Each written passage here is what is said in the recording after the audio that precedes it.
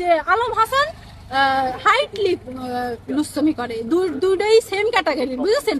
দুটোই মাগিখোর, একটা উপনে আর একটা গোপনে। তাছাড়া এদের দুইজনের কোনো পার্থক্য নেই। হিরো আলমের সাথে আলম হাসানের কোনো পার্থক্য নেই, একদম সেম ক্যাটাগরি, সেম লেভেল একদম। দুইজনই দুধ দিয়ে গোসল করে আবার বিয়ে করে গায়ে পতিতা। ওই যে ওর যে হিরো আলমের বোন নাম কি জানো? রিয়ামণি পতিতার। হিরো আলম ভালো। হিরো আলম যদি ভালো হইতো, হেসে বেসে চারিপাশে নিয়ে 10-12টা মেয়ে এনে ভিডিও করে।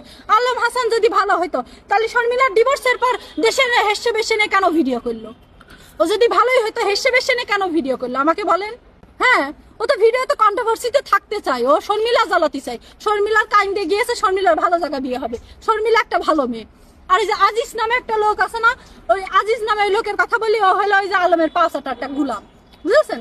না হলে একটা মেয়ে হয়ে আর একটা মেয়ে সম্পর্কে এত বাজে কথা বলতে পারে না। শর্মিলা বাজে মেয়ে না, শর্মিলা ভালো। যেটা কথা আমি জানি না ওদের দুইজনের পরবর্তীতে ওরা বিয়ে করবে কিনা, তাও আমি জানি না। তারপরেও আমি বলবো শর্মিলা আমার নিয়ে বাজে কথা বলো, কিন্তু শর্মিলা আমার কাছে ভালো।